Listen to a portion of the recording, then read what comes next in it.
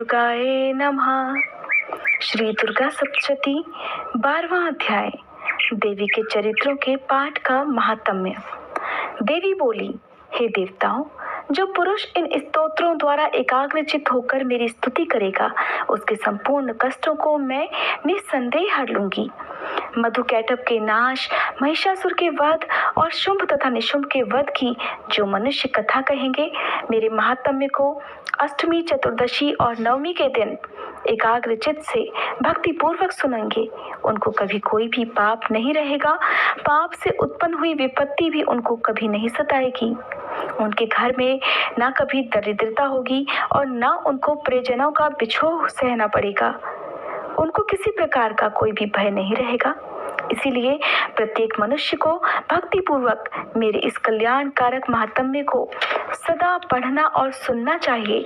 मेरा यह महात्म्य महामारी से उत्पन्न हुए संपूर्ण उपद्रवों को एवं 3 प्रकार के उत्पातों को शांत करा देता है। जिस घर में या मंदिर में या जिस स्थान पर मेरा यह स्तोत्र विधि पूर्वक पढ़ा जाता है, उस स्थान का मैं कभी भी त्याग नहीं करती और वहां सदा ही मेरा निवास रहता है। बलिदान, पूजा, होम और महोत्सवों में मेरा यह चरित्र उच्चारण करना और सुनना चाहिए। ऐसा हवन या पूजन मनुष्य चाहे जानकर या बिना जाने करे, मैं उसे तुरंत ग्रहण कर लेती हूँ। और शरद काल में प्रत्येक वर्ष जो महापूजा की जाती है, उसमें मनुष्य भक्ति पूर्वक मेरा यह महात्म्य सुनकर सब विपत्तियों से छूट जाता है और धन धान्य तथा पुत्र आदि से संपन्न हो जाता है। मेरे इस महात्म्य और कथाओं इत्यादि को सुनकर मनुष्य युद्ध में निर्भय हो जाता है और महात्म्य के श्रवण करने वालों के शत्रु नष्ट हो जाते हैं तथा कल्याण की प्राप्ति होती है और उनका कुल आनंदित हो जाता है। सब कष्ट शांत हो जाते हैं तथा भयंकर स्वप्न दिखाई देना और घरेलू दुख इत्यादि सब मिट जाते हैं। बाल ग्रहों में ग्रसित बालकों के लिए मेरा यह महात्म्य परम शांति देने वाला है। मनुष्यों में फूट पड़ने पर यह भली भांति मित्रता कराने वाला है। मेरा यह महात्म्य मनुष्यों को मेरी जैसी सामर्थ्य की प्राप्ति करवाने वाला है।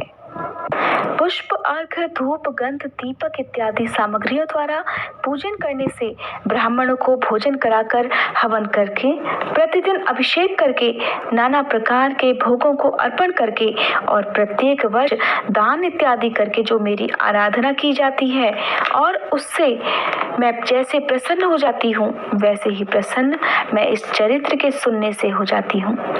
मेरा यह महात्म्य श्रवण करने पर पापों को हर लेता है और आरोग्यता प्रदान करता है। मेरे प्रादुर्भाव का कीर्तन दुष्ट प्राणियों से रक्षा करने वाला है, युद्ध में दुष्ट दैत्यों का संहार करने वाला है। इसे सुनने से मनुष्य को शत्रुओं का भय नहीं रहता। हे देवताओं, तुमने जो स्तुति की है अथवा ब्रह्मा जी ने जो मेरी स्तुति की है, वह मनुष्यों को कल्याणमयी बुद्धि प्रदान करने वाली है। वन में, सूने मार्ग में अथवा दावानल से घिर जाने पर, वन में चोरों से घिरा हुआ या शत्रुओं द्वारा पकड़ा हुआ, जंगल में सिंहों से, व्याघ्रों से या जंगली हाथियों द्वारा पीछा किया हुआ, राजा के क्रोध हो जाने पर, मारे जाने में फंसा होने पर, किसी भी प्रकार की पीड़ा से पीड़ित, घोर बाधाओं से दुखी हुआ मनुष्य मेरे इस चरित्र को स्मरण करने से सभी संकटों से मुक्त हो जाता है। मेरे प्रभाव से सिंह, चोर या शत्रु इत्यादि दूर भाग जाते हैं। महर्षि मेधा ने कहा, प्रचंड पराक्रम वाली भगवती चंडिका यह कहने के पश्चात सभी देवी देवताओं के देखते ही देखते अंतर्ध्यान हो गई और संपूर्ण देवता अपने शत्रुओं के मारे जाने पर पहले की तरह यज्ञ भाग का उपभोग करने लगे और उनको अपने अधिकार फिर से प्राप्त हो गए तथा युद्ध में देवताओं के शत्रुओं शुंभ और निशुंभ के देवी के हाथों मारे जाने पर बाकी बचे वे राक्षस पाताल को चले गए। हे राजन, इस प्रकार भगवती अंबिका नित्य होती हुई भी बार बार प्रकट होकर इस जगत का पालन करती हैं, इसको मोहित करती हैं, जन्म देती हैं और प्रार्थना करने पर सुख समृद्धि प्रदान करती हैं। हे राजन, भगवती ही महाप्रलय के समय महामारी का रूप धारण करती हैं और वही संपूर्ण ब्रह्मांड में व्याप्त हैं और वही भगवती समय समय पर महाकाली तथा महामारी का रूप बनाती हैं और स्वयं अजन्मा होती हुई भी सृष्टि के रूप में प्रकट होती हैं। वह सनातनी देवी प्राणियों का पालन करती हैं और वही मनुष्य के अभ्युदय के समय घर में लक्ष्मी का रूप बनकर स्थित हो जाती हैं तथा अभाव के समय दरिद्रता बनकर विनाश का कारण भी बन जाती हैं। पुष्प, धूप और गंधादि से पूजन करके उसकी स्तुति करने से वह धन, धान्य और पुत्र देती है और धर्म में शुभ बुद्धि प्रदान करती है। 12वां अध्याय समाप्त। दुर्गाए नमः। श्री दुर्गा सप्तशती 13वां अध्याय। राजा सुरत और वैश्य को देवी का वरदान। महर्षि मेधा ने कहा, हे राजन, इस प्रकार देवी के उत्तम महात्म्य का वर्णन मैंने तुमको सुनाया। जगत को धारण करने वाली इस देवी का ऐसा ही प्रभाव है। वही देवी ज्ञान देने वाली है और भगवान विष्णु की इस माया के प्रभाव से तुम और यह वैश्य तथा अन्य विवेकी जन मोहित होते हैं और भविष्य में मोहित होंगे। हे राजन, तुम इसी परमेश्वरी की शरण में जाओ। यही भगवती आराधना करने पर मनुष्य को भोग, स्वर्ग तथा मोक्ष प्रदान करती हैं। मार्कंडेय जी ने कहा, महर्षि मेधा की यह बात सुनकर राजा सुरत ने ऋषि को प्रणाम किया और राज्य के छिन जाने के कारण उसके मन में अत्यंत ग्लानि हुई और वह राजा तथा वैश्य तपस्या के लिए वन को चले गए और नदी के तट पर आसन लगाकर भगवती के दर्शनों के लिए तपस्या करने लगे।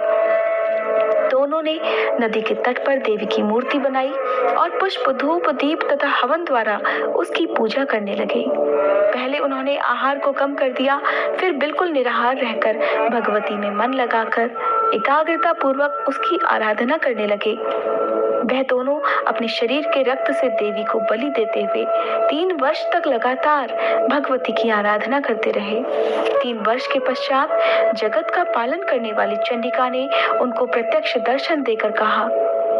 देवी बोली, हे राजन तथा अपने कुल को प्रसन्न करने वाले वैश्य, तुम जिस वर की इच्छा रखते हो वह मुझसे मांगो। वह वर मैं तुमको दूंगी, क्योंकि मैं तुम पर अत्यंत प्रसन्न हूँ। मार्कंडेय जी कहते हैं, यह सुनकर राजा ने अपने अगले जन्म में नष्ट न होने वाला अखंड राज्य और इस जन्म में बलपूर्वक अपने शत्रुओं को नष्ट करने के पश्चात अपना राज्य पुनः प्राप्त करने के लिए भगवती से वरदान मांगा। और वैश्य ने भी, जिसका चित्त संसार की ओर से विरक्त हो चुका था, अतः भगवती से अपनी ममता तथा अहंकार रूप आसक्ति को नष्ट कर देने वाले ज्ञान को देने के लिए कहा। देवी ने कहा, हे राजन, तुम शीघ्र ही अपने शत्रुओं को मारकर पुनः अपना राज्य प्राप्त कर लोगे। तुम्हारा राज्य स्थिर रहने वाला होगा। फिर मृत्यु के पश्चात आप सूर्य देव के अंश से जन्म लेकर सावर्णिक मनु के नाम से इस पृथ्वी पर ख्याति प्राप्त करोगे। हे वैश्य, कुल में श्रेष्ठ आपने जो वर मुझसे मांगा है वह मैं आपको देती हूँ। आपको मोक्ष देने वाले ज्ञान की प्राप्ति होगी।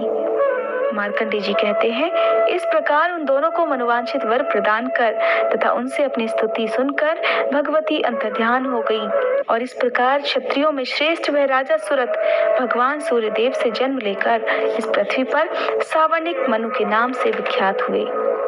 13वां अध्याय समाप्त।